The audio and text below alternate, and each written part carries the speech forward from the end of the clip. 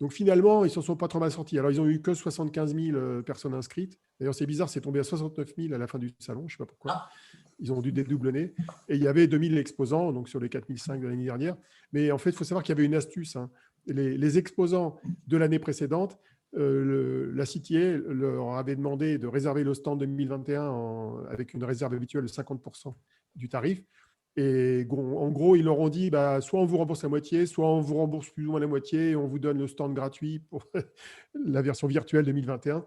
Et donc, beaucoup d'exposants ont choisi d'aller sur la version virtuelle, mais sans investir beaucoup forcément.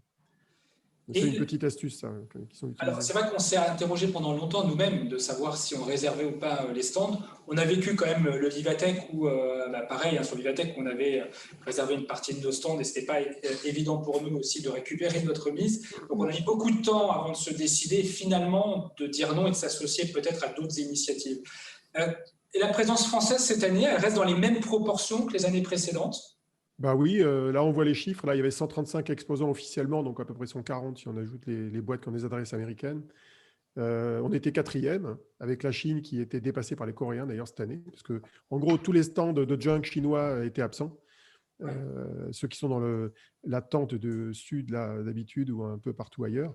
Donc oui, on a gardé notre place et on était gratté par les Pays-Bas qui étaient en 6e position. Je crois qu'ils ont gagné des places. Ils sont à 85 exposants. Déjà l'année dernière, non, ils étaient. Enfin, j'ai souvenir. Ouais, ils étaient pas mal, mais ils ont Présence eu assez marquante. Ouais, mais je pense qu'ils ont gagné quelques points là par rapport au classement de l'année d'avant. C'est bien. Ça veut dire que l'Europe.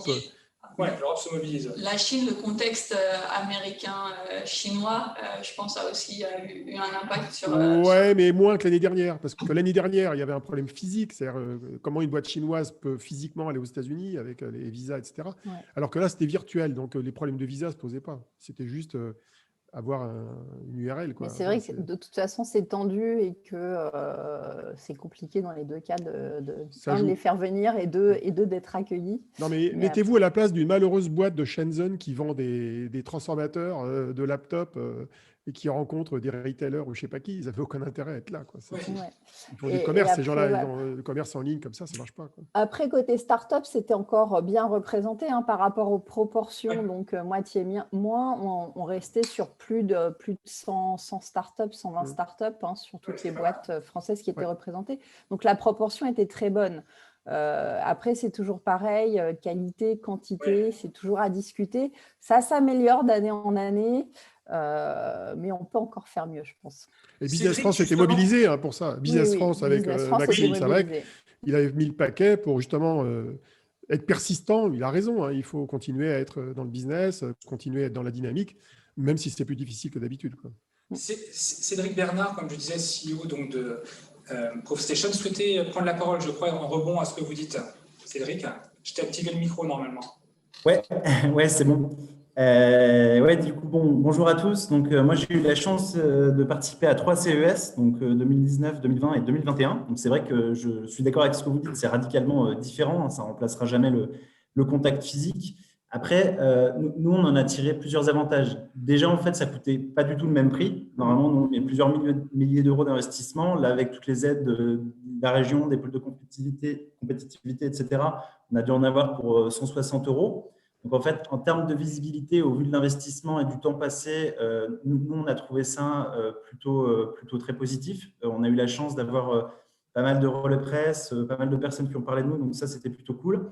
Après, c'est vrai qu'il ne faut pas le faire de manière passive. Quand on fait un salon virtuel, nous, il faut être pro-dynamique. C'est-à-dire qu'on avait le droit de prendre contact avec 250 personnes par jour. On a pris contact avec 250 personnes par jour. Résultat, c'est vrai que on a contacté un peu plus de 700 personnes sur le CES. Nous, on a eu 3 potentiels clients hyper intéressants et intéressés. Et il suffisait pour 160 euros d'un bon lead pour arriver à rentabiliser ce salon. Donc, c'est vrai que ça ne remplacera jamais l'événement physique. Néanmoins, c'était aussi un avantage de pouvoir avoir accès à une base de données, un salon virtuel à distance. Je pense qu'ils ont fait ce qu'ils pouvaient pour s'adapter. Nous, on était plutôt contents qu'ils maintiennent ce salon. Après, effectivement, voilà, ça n'avait rien à voir, mais on trouve que c'est assez positif dans le sens où il faudra peut-être à l'avenir qu'il y ait un mix entre des salons à la fois physiques et virtuels. et que les deux salons, c'est vrai, sont radicalement différents. Donc, quand on est présent physiquement, le dernier, on y était allé à 10. Et au bout du CES, on est revenu à genoux, on n'en pouvait plus. Il y avait tout le temps des gens qui étaient sur le stand, etc. Donc, c'était assez génial et euphorique. Là, c'est vrai que ce n'est pas du tout le même contexte. Et il faut vraiment être proactif pour prendre contact avec les prospects parce que vous avez peu de chances d'avoir la bonne personne qui va tomber sur votre page et commencer à chatter avec vous dans le chat, quoi.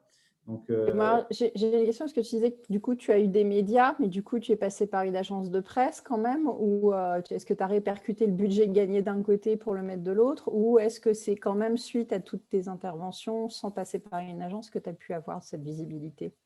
Alors nous, il y a eu les deux. Il y a le fait que la région et pas mal de partenaires en fait, nous ont poussé aussi un peu au devant de la scène en relais avec du coup, de la presse. Après, c'est vrai qu'on investit aussi dans une agence de presse on faisait pas mal d'événements, on veut continuer à en faire et on a la chance quand on est une startup d'avoir des événements pas gratuits mais pas loin, d'être invité pour des coûts assez faibles. Du coup, c'est vrai qu'on a mis un investissement de notre côté dans des agences de presse qui nous servent, hein, parce que du coup, effectivement, c'est ça qui fait quand même un peu parler de nous.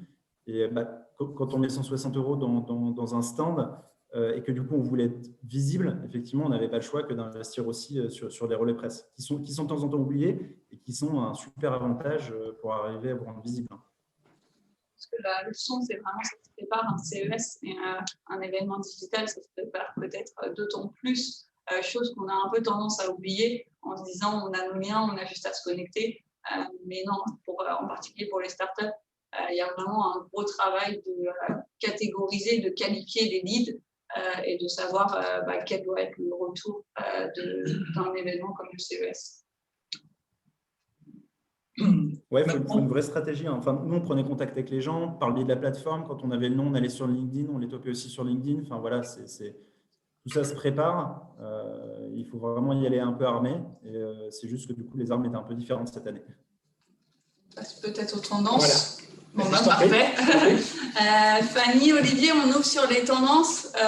Incontournable du CES, on commence par l'intelligence artificielle, peut-être. Qu'est-ce qui s'est... Oui. Il y a peut-être on peut en parler de l'IA, mais l'IA, elle est partout, en fait. Hein. Tu prends n'importe quel smartphone, il y a de l'IA dedans. Tu prends n'importe quel objet connecté, les données qu'il génère vont être analysées avec de l'IA. On a vu quelques robots, pas tant que ça d'ailleurs. Les véhicules à conduite assistée autonome, c'est de l'IA. Donc en fait, l'IA est transparente maintenant, on l'a partout.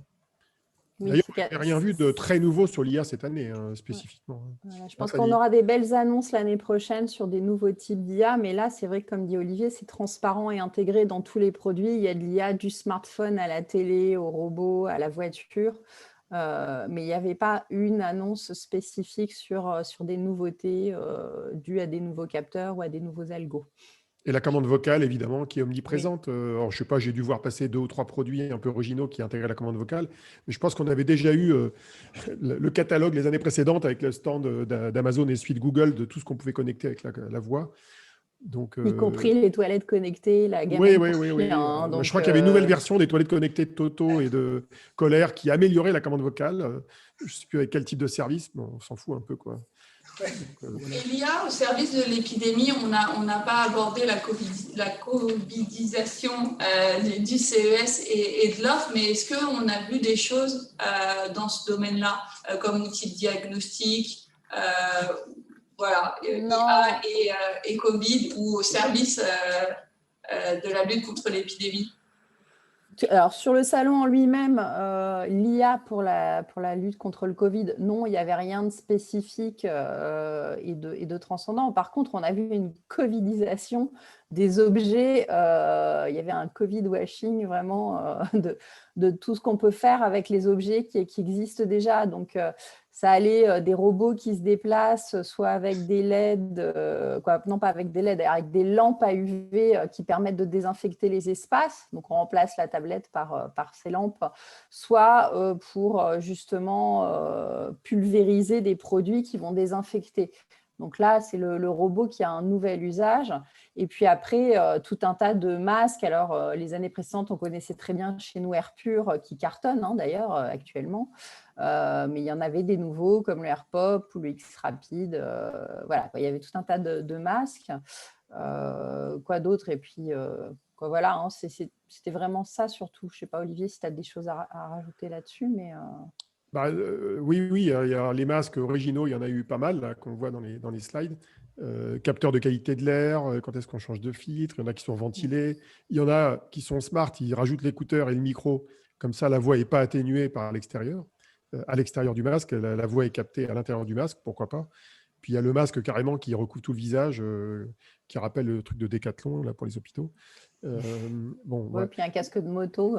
Non, par contre, ce qu'on a vu aussi, c'est un peu de robotique. Alors, pas forcément directement lié au Covid, mais des robots qui sont plus autonomes que d'habitude. Celui qui vide les sacs, qui vide le réservoir automatiquement chez LG, ou un robot qui est exprès construit pour Fanny, qui remplit et vide de lave-vaisselle, qui vous sert le café, etc. Hein, je pense qu'il est plus pour n'importe quel mec qui ne voudrait pas avoir à vider le lave-vaisselle. D'accord. Ou qui sert le verre de vin. Il est très français puisqu'il sert des verres de vin, paraît-il. Mais ça, Ouais. avant de le voir dans nos salons, c'est pareil. C'est toujours des belles démos. Tous les ans, il y a des beaux robots qui sont présentés. L'année dernière, il y avait, alors dans les robots gadgets, il y avait aussi le Bolly chez Samsung, la balle qui vous suivait pour faire vos vidéos sur les réseaux sociaux et… qui marchait bien si elle ne se faisait pas bouffer par le chien. Par le chien. Voilà. C'est que la balle. Hein. Voilà, mais on ne l'a pas revu cette année. C'est toujours des produits qui sont des produits pour faire de la médiatisation, mais qu'on retrouve très rarement dans le commerce avant plusieurs années, voire jamais. Alors, par contre, il y avait une autre forme de covidisation qui touchait la partie, je dirais, télétravail et conférence.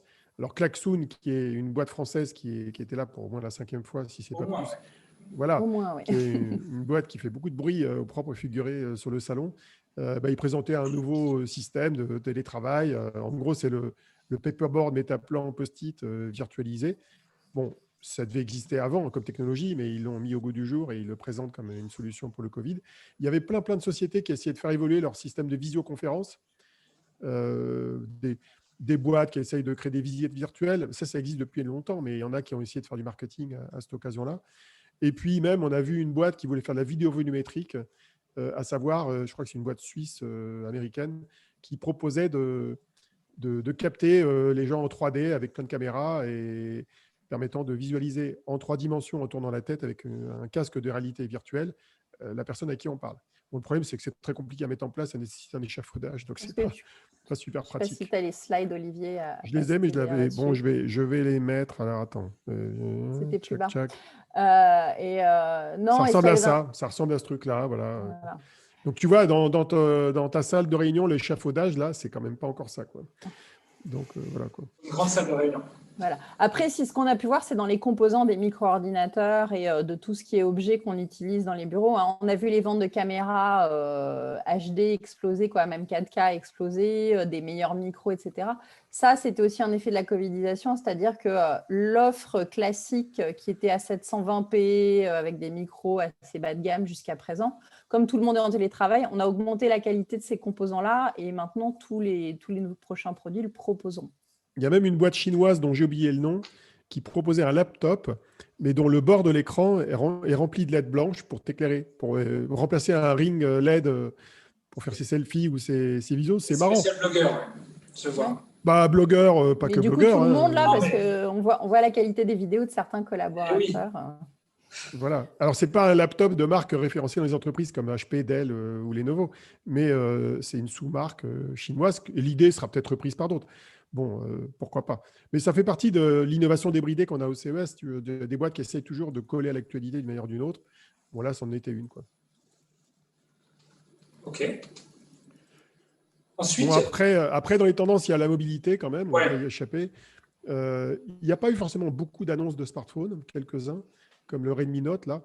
Moi, ce que j'ai surtout noté, c'est ce que j'appellerais la démocratisation de la 5G, à la fois avec des modèles annoncés à moins de 300 €, voire moins de 250 € ou dollars, et aussi l'arrivée de processeurs. Certains qui me connaissent savent que je suis passionné par le hardware et les processeurs, et Qualcomm, parmi d'autres, lançait en fait un chipset qui intègre la 5G et qui est destiné aux smartphones d'entrée de gamme.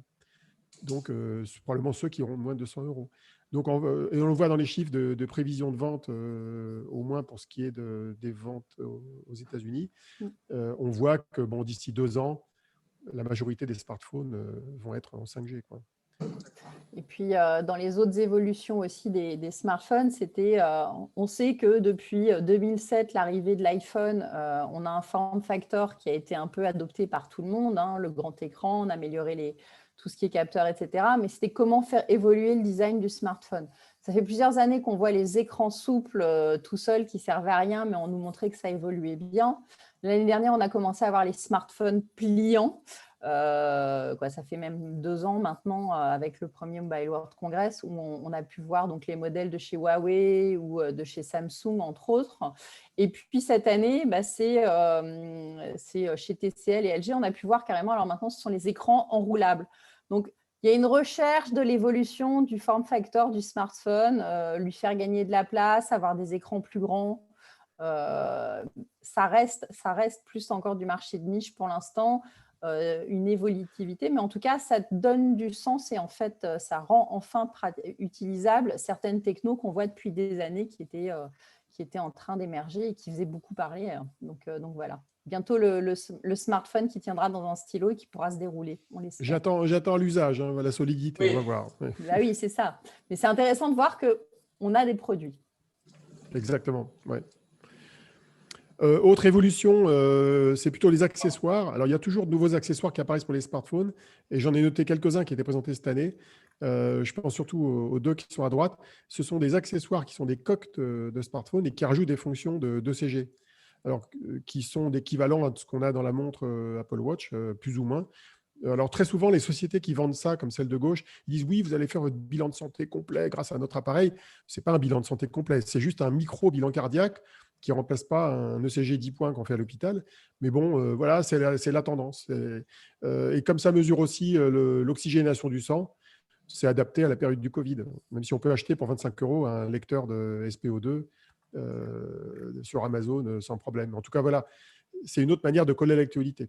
C'est vrai que chaque année, la santé prend beaucoup de place dans le CES. C'est la première fois que je le vois sur le mobile. Généralement, c'est plutôt des accessoires ou en tout cas effectivement des objets un peu autonomes qu'on peut utiliser, connectés éventuellement au mobile. Mais là, ce que je comprends, c'est que c'est une coque qui est proposée, c'est ça? Ouais, c'est original. Hein, c'est 2 produits de ce type-là.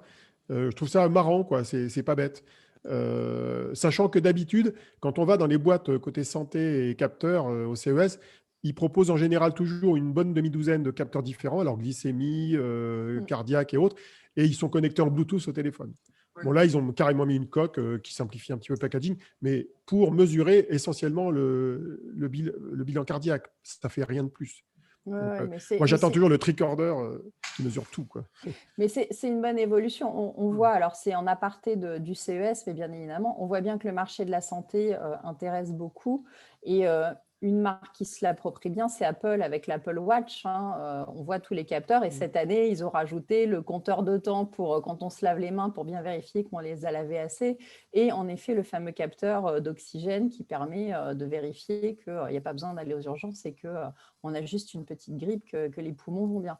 Donc, chaque année, on rajoute des capteurs, on améliore et c'est bien de le voir dans des produits qui sont justement intégrés. On a vu, avant, il y avait le GPS, les appareils photo, c'était en dehors du téléphone, hein, c'est rentré. Et là, maintenant, tous les accessoires santé vont rentrer au fur et à mesure qu'ils pourront les mettre et que ça se miniaturise. Bon, sinon, il y avait évidemment des télés. Ta grande passion, les écrans. Non, mais le CES en télé, ce n'est pas un CES. Alors évidemment, on ne les voyait pas de très près. On les voyait de loin en 720p dans des vidéos. Bon, il y a eu deux phénomènes qui sont la course à l'échalote de la qualité d'image que les constructeurs continuent de jouer. Avec d'un côté ce qu'ils appellent les télé mini LED, qui sont en fait des télé LCD, on va dire presque classiques, mais qui sont rétroéclairées par des matrices de LED, ce qui permet d'améliorer les ratios de contraste. Bon, ils s'emmerdent pour pas grand-chose. Je viens de faire un test hier, d'ailleurs, sur un bête laptop, regarder une conférence Amazon où tout le fond était noir. Bah, le fond noir d'une télé LCD de base, il est déjà bien noir. On s'embête pour pas grand-chose. Alors, par contre, il y a une autre technologie qui avait déjà été présentée les 2 années précédentes qui s'appelle le micro-LED. Là, c'est carrément des LED émissives. C'est l'équivalent en plus petit des LED qu'on a dans les affichages dans l'événementiel. Et là, on a un système qui est beaucoup plus lumineux, d'où la photo qu'on voit là d'une télé qui est mise dans un salon qui donne sur une terrasse avec une lumière avec beaucoup de lumière. Et c'est très, très lumineux. C'est très sympa. Bon, sauf que ça coûte les yeux de la tête. Et c'est pas prêt de baisser au niveau des prix. Là, ils sortaient des télés de l'ordre de 100 pouces et quelques à 150 000 $. Et en fait, la technologie que j'ai pu examiner en détail au niveau de sa fabrication, elle est très, très chère parce qu'il faut placer une par une des blocs de LED ou des LED individuels sur un substrat avec un robot. Ça rend le système beaucoup plus lourd à fabriquer que des télés classiques. Donc, c'est sympa pour les démos, c'est sympa pour faire du buzz, mais ce n'est pas forcément amené à se généraliser, sauf pour les gens qui ont un salon avec une baie vitrée comme ça. Voilà. Ouais, bon, le petit accessoire sympa qu'on peut noter quand même et intelligent, finalement, ce n'est pas le plus gros truc qui est le plus intéressant, c'est la télécommande de cette télé et avec un capteur solaire, il se recharge, il n'y a plus besoin de mettre des piles. Et bon, ce n'est pas le nombre de fois où on change des piles dans une télécommande, mais c'est le truc tout bête qui est intéressant. C'est le genre de petites choses qu'on devrait voir plus souvent sur ce type d'accessoire qui consomme peu. Et qui est donc adapté au salon qui est exposé au soleil quand la télé permet de regarder l'image alors qu'il y a du soleil. Il n'y a pas besoin de se mettre dans le noir. C'est cohérent, c'est cohérent. Voilà. Sinon, le transport. Hein. Ouais. Oui, avec de plus en plus toujours de propulsion électrique, on voit que ça continue à évoluer et que, mine de rien, c'est quand même la tendance. Hein. Donc, bien évidemment, différents transports, on va dire en commun, ou des camions. Hein. Les camions de chez Kodiak sont impressionnants. Hein. Olivier, je ne sais plus, c'est eux qui ont cette fameuse autonomie phénoménale. Alors, j'ai découvert quelque chose que je ne savais pas sur Kodiak en travaillant sur la mise à jour de mon bouquin sur l'IA. En fait, les fondateurs de Kodiak, c'est les anciens fondateurs de Otto, O2TO, qui avaient été rachetés par Uber.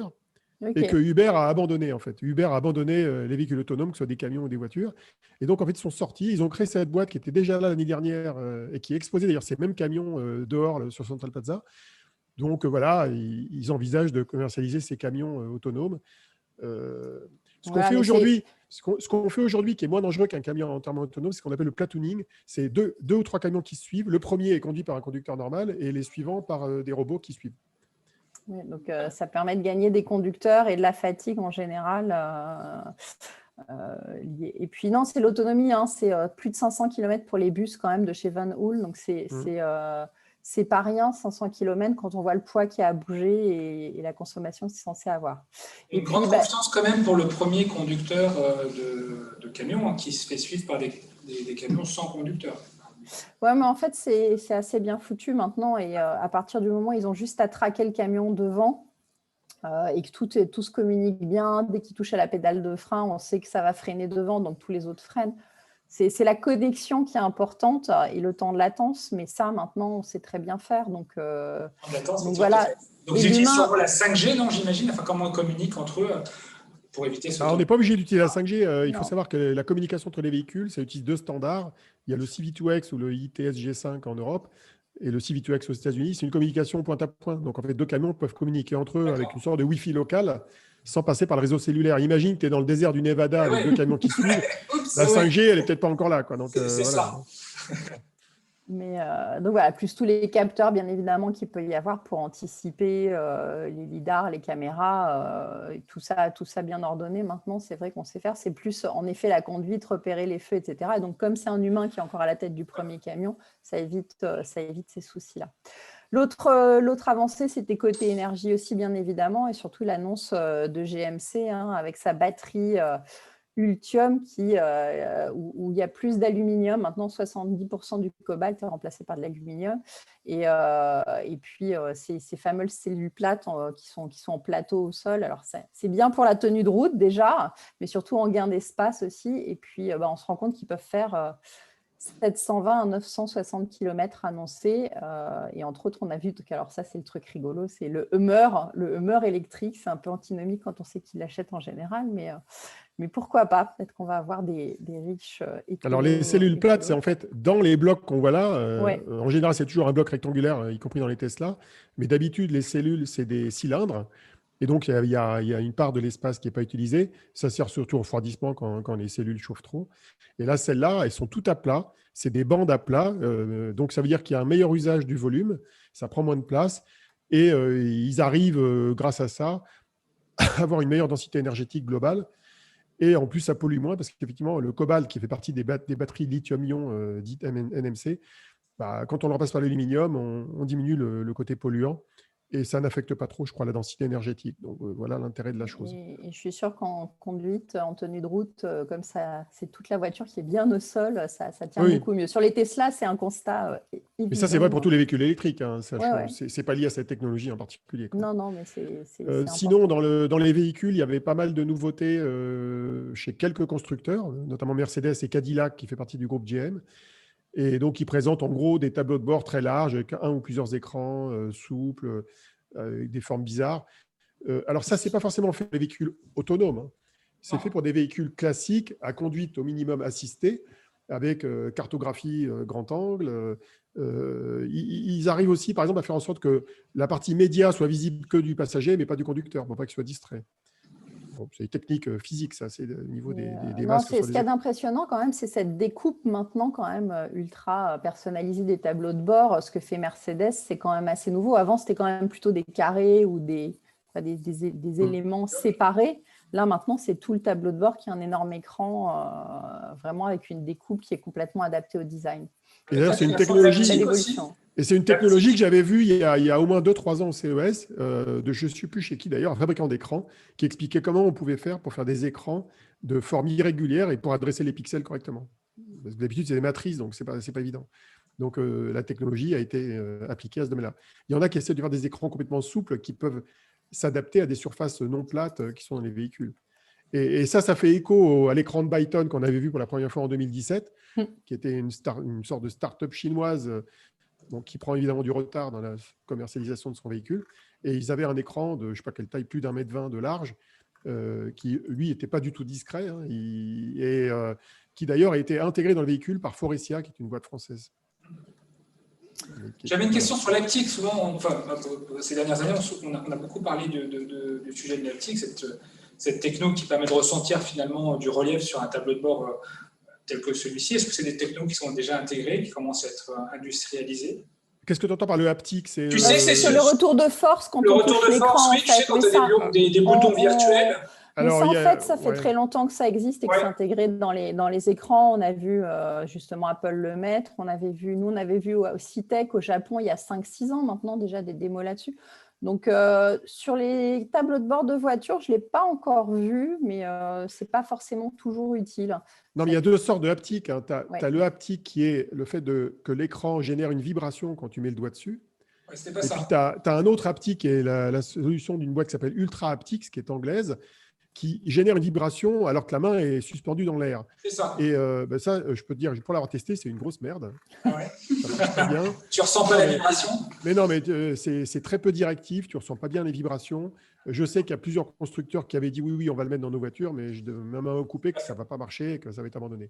Parce que c'est pas suffisamment pertinent à mon sens. Mais bon, ça peut changer. Mais...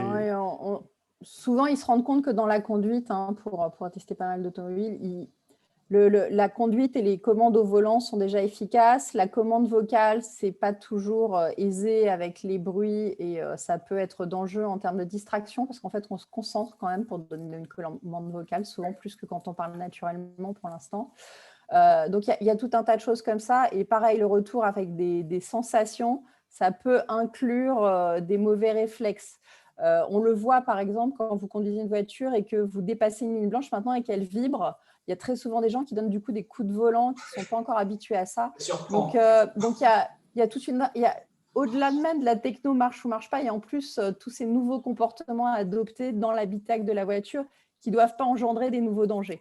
Donc ça, c'est assez intéressant comme analyse à faire. Et pour l'instant, ça n'a pas un intérêt. L'écran tactile est déjà suffisant. Et souvent, il ne faut pas le toucher quand on conduit puisqu'on est censé avoir les deux mains sur le volant. Alors sinon, côté transport, on peut parler aussi des drones. Alors l'année dernière, on avait vu, et d'ailleurs l'année précédente aussi, des drones présentés par Uber avec ses partenaires Bell et Hyundai. Fanny et moi, on a été un peu sceptiques en voyant ça. On disait oui, bon, peut-être, mais c'est pas sûr que ça vole un jour. Bon, résultat, Uber a tout abandonné au juillet dernier. Ils ont annoncé enfin juillet-août, qu'ils vendaient ça à une start-up américaine, Joby Aviation. Donc en gros, c'est mis sous le tapis. Ça n'a pas empêché Fiat Chrysler de s'associer à une boîte qui s'appelle Archer et de sortir, de présenter un machin qui est censé transporter plusieurs passagers. Toujours pareil, c'est le trajet aéroport-ville qui est proposé. Et puis, le top du top, c'est la Cadillac à une personne.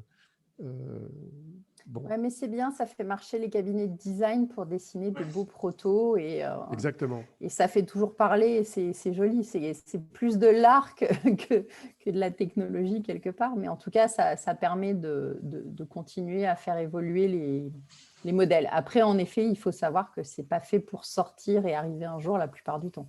Ce qui compte, c'est la persistance. Parce que, d'ailleurs, il y a un phénomène qu'on n'a pas encore bien vu en vue de la France, c'est qu'il y a 3 startups allemandes qui sont positionnées sur ce marché-là, et depuis pas mal de temps, notamment Volocopter, qui propose un système à 8 hélices, je crois, qui était même présenté, si je me rappelle bien, dans un des keynotes d'Intel il y a au moins 3-4 ans. Et eh bien, c'est avec eux que la RATP et Aéroports de Paris vont faire des tests d'ici les JO à Paris, quoi. Donc, Lilium aussi, qui est un véhicule un peu hybride qui décolle verticalement, mais qui vole tout droit avec des hélices qui s'orientent, et qui est aussi une start-up allemande qui a levé entre 100 et 200 millions de dollars. Bon, c'est impressionnant de voir ça. Je ne suis pas sûr que ça se démocratise vraiment, mais c'est intéressant de voir qu'il y en a une troisième récente là, qui vient de faire parler d'elle, qui a levé quelques dizaines de millions de dollars. Donc, c'est intéressant de voir que les Allemands font le pari, en tout cas collectivement, d'aller dans ce marché-là. Et on l'a aussi en France. Je sais que dans la région de Bordeaux, il y a des tests et des canaux de transport aérien qui ont été réservés entre la ville et l'aéroport pour faire des tests sur des drones électriques avec 30 minutes d'autonomie max. Donc, il ne faut pas se rater sur les temps de trajet. Ascendance à Toulouse qui est sur le même créneau, mais c'est intéressant ce que tu disais. Les startups allemandes et américaines ont énormément levé sur ces sujets-là. Ouais. Là où les startups françaises aujourd'hui sont en train de lever, mais n'ont pas levé des montants similaires. Et on sait, c'est capital intensif de développer ces technologies si on veut les voir voler un jour, et en particulier pour les JO de 2024. Ouais. Non, mais l'autre problème que ça pose, c'est les infrastructures. Parce que ces trucs-là, pour voler, auront besoin d'infrastructures. Donc, il faut dealer avec les villes et les aéroports. Et ce n'est pas évident. Alors, moi, comme j'ai ADP comme client, je sais qu'ils étudient cette opportunité, mais ce n'est pas simple. Mais oui, et on voit surtout, c'est des villes comme Dubaï, des villes comme ça très récentes, avec des héliports prévus sur les toits de leurs tours, etc., qui réfléchissent beaucoup à ce système, à ces systèmes-là, et qui ont moins de problèmes de législation aussi pour le mettre en place. Parce que chez nous, on va avoir un gros problème, c'est comme on sécurise beaucoup tout ce qui est là-dessus, ça sera beaucoup plus long à pouvoir mettre en place, ne serait-ce qu'au niveau de la législation. Je pense que quel que soit le sort réservé à ces véhicules, ça restera des véhicules de luxe. Parce que la volumétrie des points d'accès, notamment dans les villes, ne sera jamais suffisante pour assurer un transport de type mass transit. C'est-à-dire que ça sera fait pour une élite de cadres pressés et qui ont des budgets travel expense qui peuvent supporter ça. On n'aura pas assez de surface pour faire atterrir ces trucs-là dans les villes. Donc, à un moment donné, ça sera limité. Puis après, il faudra reprendre un taxi pour aller là où tu veux aller. Donc, puisque tu n'auras pas des points d'accès partout dans les villes. Tu en auras quelques endroits où il y a suffisamment de place pour le faire.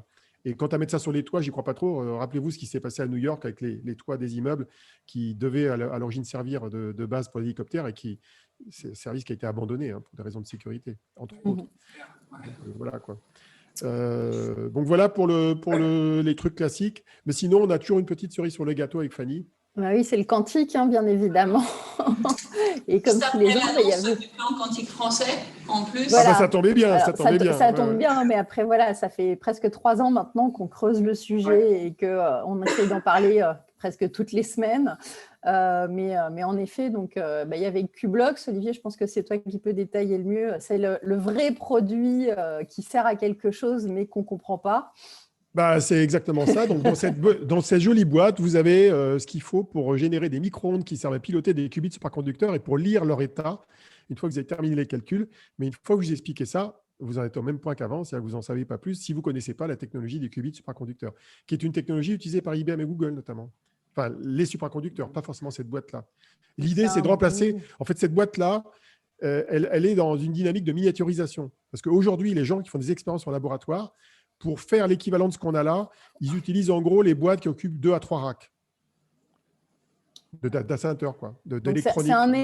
C'est un élément qui peut être important et on verra beaucoup de startups et de boîtes commencer à proposer en fait des bouts, des composants d'ordinateurs quantiques ou pour tout ce qui va servir à la métrique quantique, tout ce qui est capteur. Mais je pense que ce qui était assez étonnant, c'est qu'ils ont eu un award, ils étaient nominés donc, dans je ne sais même pas quelle catégorie d'ailleurs, et c'est probablement le seul award que 0,1% des gens qui regardaient la liste des awards pouvaient comprendre la fonctionnalité. Parce que quand tu vois ça, tu ne connais pas le milieu quantique, tu dis « what the fuck is that » quoi. C'est un vieil ampli des années 70. C'est joli, c'est joli. Tu as des prises BNC ou des prises coax pour brancher des trucs dessus, mais qu'est-ce que ça fait? Alors là, et d'ailleurs, il y a un truc marrant, que j'aime bien les anecdotes, mais ce truc-là a un point commun avec la 5G. Eh bien oui, parce qu'en fait, les technologies qui sont dedans, c'est des technologies de génération de micro-ondes qui sont voisines de celles qu'on utilise dans les télécoms. Et dans la 5G, c'est notamment les fréquences qui sont comprises entre 5 et 10 GHz. On sait que la 5G, c'est 5 à 6 GHz dans certaines bandes de fréquences.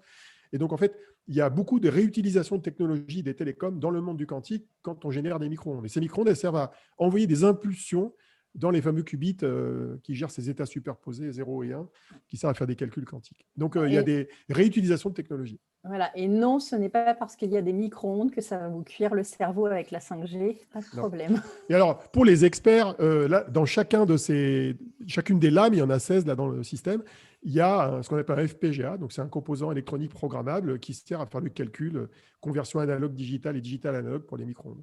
Voilà. Et l'autre truc, Olivier, le truc de Fraunhofer. Fraunhofer, ils ont des sources de photons qui permettent de rendre plus efficaces les télécommunications quantiques. Donc, notamment d'envoyer des clés quantiques sur des fibres optiques chez les opérateurs télécoms. Il y avait Xanadu, qui est une boîte canadienne qui fait de l'ordinateur quantique à base de photons dans le cloud. Et même une autre boîte, alors Orange Quantum Systems, tu te demandes qu'est-ce qu'ils foutaient là? En fait, c'est une boîte hollandaise comme Qublox. Et il faut savoir que, en gros, je ne sais pas quel organisme public équivalent de Business France aux Pays-Bas avait dit oui, les boîtes du quantique venaient au CES. Et donc, ils étaient 2, plus une association qui était parmi les exposants sur le quantique au CES. Et je les ai trouvés en tapant quantique ou quantum dans la liste des exposants. Je suis tombé sur 20 boîtes, dont les 4 qui sont là. Et puis les autres, c'était des boîtes qui faisaient du quantique, comme moi, je fais du karaté, quoi. C'est-à-dire… Absolument pas. Absolument pas, quoi. On a même trouvé des escrocs quantiques aussi. Mais ça, oui, mais ça, il y en aura toujours. Il y a des escrocs dans chaque catégorie au CES. Voilà. Peut-être qu'un jour, on aura des startups françaises du quantique au CES, je ne sais pas. Mais si. En fait, c'est bon pour la visibilité. Je leur ai demandé, j'ai fait un call avec Qublox, je leur ai dit, mais c'était utile pour vous? Ils ont dit, oui, c'était pas mal, on a eu de la visibilité, on a gagné un award. Mais ils avaient l'air de dire, un peu comme les boîtes françaises, que ça améliorait la communication pour eux dans leur propre pays plus qu'à l'international. Oui, mais c'est important. Parce que des fois, pour pouvoir briller, il faut en effet pouvoir aller montrer qu'on essaie de se vendre à l'étranger. Bon, ce qui n'empêche pas que d'ailleurs, après le CES, il y a une boîte, alors je ne sais plus de quel pays, je crois que c'était des Allemands. Il y a une petite boîte créée par un Allemand, d'ailleurs, il m'a demandé une mise en relation LinkedIn, ça m'a fait drôle, qui a créé un ordinateur quantique qui est dans un format de laptop. En fait, ça ressemble un peu à cette boîte-là. Et tu peux avoir ton ordinateur quantique à 2 qubits chez toi pour jouer avec.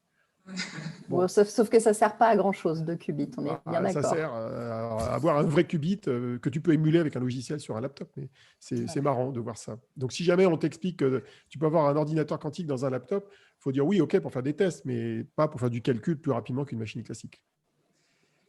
Y a-t-il des questions parmi ceux qui nous suivent et qui nous écoutent, notamment sur le quantique peut-être, je ne sais pas, mais y a-t-il des questions avant de passer à la séquence suivante, sauf s'il reste quelques sègles ou pas, peut-être, dites-moi. Non, on avait terminé notre sketch. Discussion, parfait. Y a-t-il des questions sur ce qui a été vu? Peut-être des questions aussi dans la salle. Il y a des vrais gens en face de vous, là? Oui, regarde, il vient de les mettre. Je t'ai mis exprès mais je ne les ai même pas vus. C'est ceux qui ont leur caméra qui apparaissent. Mais je parle dans la salle, à la Boétie. Ah. Oui, si, il y a des vrais gens. Il y a des vrais gens masqués, d'ailleurs, autour de nous. Ils ont très peur de nous. Non, mais oui, il y a des vrais gens. On a souhaité aussi l'ouvrir pour ceux qui étaient de passage. Alors, pas de techno autour de la crypto. Il y a une question. Voilà. Fanny, tu veux prendre ou je prends?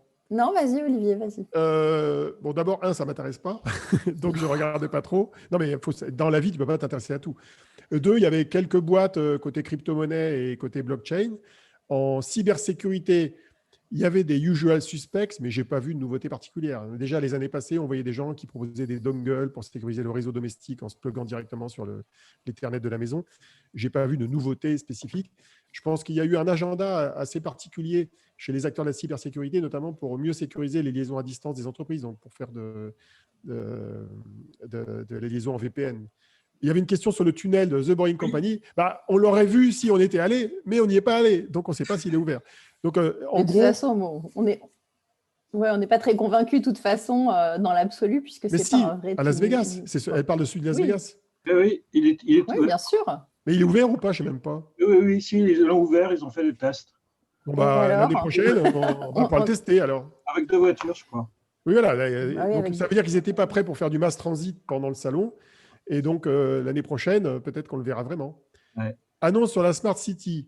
Rebelote, ça me gonfle, donc je ne vais pas regarder. Mais en fait, t'imagines faire une démo d'une Smart City dans un truc virtuel où tu ne vois rien, c'est pas facile. Non, alors côté Smart City, c'est vrai qu'il n'y avait pas grand-chose sur le salon en lui-même. Par contre, donc, il y avait ce fameux challenge des villages francophones avec 23 startups sur le sujet. Je ne sais pas s'il y a un replay quelque part des pitchs, mais c'est intéressant. Il y avait quelques idées bien Mais je veux dire, pourquoi la Smart City m'énerve? La Smart City, c'est un baratin d'analystes et de consultants qui recouvre plein d'applications différentes qui sont rarement connectées entre elles, dans la santé, dans les transports plus ou moins intelligents, plus ou moins multimodaux.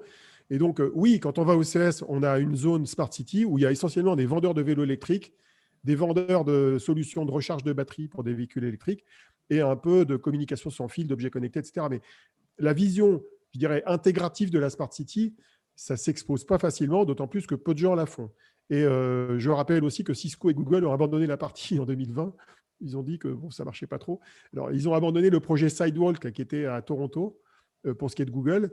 Et Cisco, qui était un des plus gros promoteurs de la Smart City, bon, ben, ils ont retiré la prise, comme on dit en américain, pull the plug. Alors, une des raisons, c'est que c'est très compliqué à vendre. Parce que vendre à une ville qui est ni équipée en architecte informatique et en gestionnaire de projet pour gérer des projets globaux, ni ayant la souplesse pour moderniser toutes les infrastructures, ça crée des projets qui sont très, très lents à la détente. C'est très lent commercialement. C'est des projets sur 10 ans. Donc, commercialement, ce n'est pas forcément ce qui est le plus facile pour les vendeurs de solutions. C'est une des raisons qui fait que ça ralentit un petit peu. Ça ne veut pas dire que ce n'est pas intéressant, mais c'est compliqué, quoi. Très bien. S'il n'y a plus de questions… non, il n'y a plus de questions. En tout cas, je vous remercie tous les deux de vous être prêtés au jeu. Merci Fanny, merci Olivier d'être venu partager avec nous, en tout cas, votre retour du CES à distance cette année. J'espère en tout cas avoir le plaisir de vous recroiser cette fois-ci physiquement dans un prochain salon. Peut-être celui du Vivatech, je ne sais pas. Je ne sais pas où on en est d'ailleurs sur ce sujet-là. De quoi ? Si on croise les doigts, pour l'instant, pas de nouvelles. Hein. Vivatech, je ne ferai pas un pari. Là, parce que moi non plus, je ne sais pas encore, mais bon. Ça va être très compliqué avant septembre de retrouver des événements physiques. Hein. Je pense qu'il faut se préparer et psychologiquement, prenez des bons laptops avec des bonnes caméras. Je ne veux pas être négative, mais je veux justement préparer le terrain. En tout cas, un grand merci à tous les deux. Peut-être, Cédric, on va revenir, on va faire un focus peut-être sur toi, ce que tu fais, parce que je n'ai pas eu l'occasion de présenter ta startup, et peut-être le feras-tu mieux que moi. Peux-tu nous rappeler ce que fait ProofStation, et pourquoi, quand on est ProofStation, c'est important d'être présent sur des grands salons tels que celui du CES de Las Vegas? Oui, bien sûr. Donc, ProofStation, nous, aujourd'hui, on vend une solution qui a pour ambition en fait, d'automatiser, d'industrialiser et standardiser le processus d'inspection automobile mondial. Donc, aujourd'hui, il faut savoir en fait, que sur l'ensemble de la chaîne de valeur automobile, il y a un peu plus de 5 milliards d'inspections qui vont se faire tous les ans, que ce soit en fait, dans les usines en cas de contrôle qualité, chez les logisticiens qui transportent des centaines de milliers de voitures par an, ou dans tous les réseaux de distribution-réparation. C'est une action qui est encore aujourd'hui manuelle, papier, qui est hyper chronophage, parce que ça prend entre 20 et 30 minutes de faire une inspection automobile. Et donc, on a développé toute une solution qui ressemble à une arche sous laquelle en fait, la voiture va passer en roulant. Et donc, à l'aide de l'IA, on en a beaucoup parlé, On va venir identifier, quantifier et localiser l'ensemble des dégâts présents sur le véhicule, notamment en vue de faire un chiffrage automatique pour la réparation des voitures. Donc, c'est assez intéressant parce que nous, on se focalise aussi sur toutes les pièces encore visibles et présentes, même en cas d'électrification du parc, puisqu'on le sait, la voiture évolue énormément, hein, ça devient un vrai outil technologique, et du coup, on est vraiment sur la partie carrosserie extérieure, châssis, pneumatique, amortisseur, etc. Donc, c'est hyper important pour nous d'être présent au CES parce que c'est renommé aussi un peu en off là-bas le Car Electronic Show. On l'a vu un peu dans la présentation d'Olivier Fanny. En fait, il y a une grosse place accordée à la partie mobilité, automobile. Tout ça est beaucoup repensé. Et les constructeurs aujourd'hui présentent un tas de nouvelles technologies embarquées qu'il y a dedans. Et les boîtes de soft, elles présentent également, enfin, NVIDIA présente à chaque fois des véhicules autonomes. Enfin, c'est vraiment une effervescence là-bas autour de la bagnole, où il y en a de partout. Les constructeurs aussi sont très présents, hein. Quand on est allé au salon physique, je pense à BMW qui avait de la PLV de partout, enfin, dans le CES, donc c'est très prégnant là-bas. Et les constructeurs sont même en train un peu d'abandonner les salons type Détroit, type le Mondial, pour être beaucoup plus présents dans ces salons technologiques. Oui. Donc, nous, on a la chance de pouvoir être présent sur des salons comme ça, où on a tout le temps le top des décideurs qui va y passer, quoi. Donc, souvent, ils sont dans enfin, il y a des groupes de personnes, des entreprises qui visitent tout le salon. Et on a eu la chance de pas mal en accueillir, quoi. Et du coup, de signer des commandes là-bas, puisque nous, on vend un produit qui est autour de 5 000 € par mois en location sur 4 ans. Et du coup, grâce au CES, enfin, nous, c'est vraiment le CES qui nous a fait décoller quand on allait présenter le projet. L'année dernière, on est revenu, on a signé 40 commandes là-bas. On a Avec d'ailleurs. Oui, pardon. 40 commandes avec des Français, avec 40 commandes avec avec qui exactement? Alors, de quelle origine étaient les personnes avec lesquelles tu as passé des commandes? Européenne. Européenne. Donc, il y a beaucoup d'Européens. Après l'automobile, c'est très important aussi en Europe. Et ils passent bien sûr au CES parce que, comme on l'a vu juste avant, ça vous donne quand même une super lisibilité sur ce qui va arriver dans les années qui viennent. Donc, c'est bien de passer au CES. Mais à titre d'exemple, on a signé là sur un contact de l'année dernière avec un gros constructeur qui est aux États-Unis qu'on va déployer dans 2 mois. Donc, pour nous, c'est vraiment le salon sur lequel il faut effectivement être présent et surtout ne pas plus y aller parce qu'après, sinon, ça veut dire que vous avez disparu. Donc, 43 deals l'année dernière, combien de deals cette année? Alors, il n'y a rien de signé encore, mais il y a, comme j'ai dit au début, sur je pense 700 prises de contact qu'on a fait, on doit avoir 3 leads intéressants. Donc, le taux de retour n'est pas dingue, mais on est en phase prospection, quoi. C'est différent que quelqu'un qui va passer sur ton stand, être intéressé, te parler, te mettre en contact, et c'est quand même virtuel. Donc, c'est différent, mais je pense qu'on va retirer quand même des deals intéressants cette année. Et pour les startups, si Vivatech devait être digital cette année, c'est quoi tes conseils là où il ne faut pas se louper quand un salon comme le CES, comme Vivatech, où il y a du business qui se fait et n'est plus physique, à quoi il faut faire attention, comment il faut se préparer?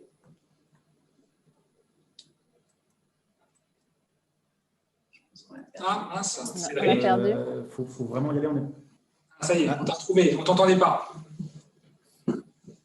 D'accord, ok. C'est bon, ça passe là? Nickel, Oui. vas-y. Si vous voulez, je peux couper la caméra, comme ça Ouais, vous entendez mieux. Vas-y. Ça marche. Ça marche.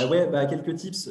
Effectivement, bien le préparer, bien être présent parce qu'en général, donc, sur le stand, il y a quand même des gens qui ont la possibilité de chatter avec vous. Donc, il faut bien assurer une présence sur le stand en continu. Ce n'est pas des investissements très importants. Donc, moi, je préconise quand même d'investir dans plutôt quand même des relations presse qui vont faire savoir que vous êtes là-bas, bien l'annoncer sur tous vos réseaux, dans votre newsletter, etc.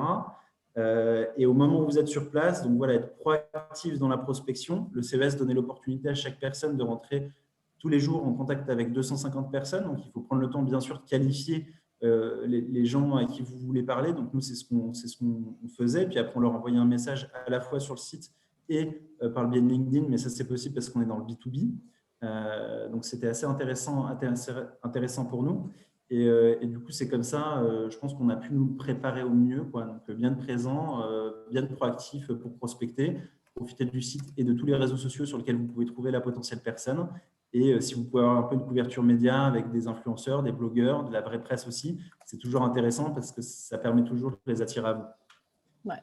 Et moi, je pourrais rajouter juste un petit truc, c'est l'importance aussi de participer à des programmes de start-up. Alors, il y a bien évidemment Business France, la French Tech et autres, mais aussi tous les programmes d'accompagnement comme le Village le fait ou OVH Cloud, parce qu'ils vous aident aussi à communiquer sur ces endroits-là. Il y a plein d'actions qui sont faites. Et donc, c'est toujours intéressant de regarder ce qui peut vous aider là-dessus. Donc, n'hésitez pas.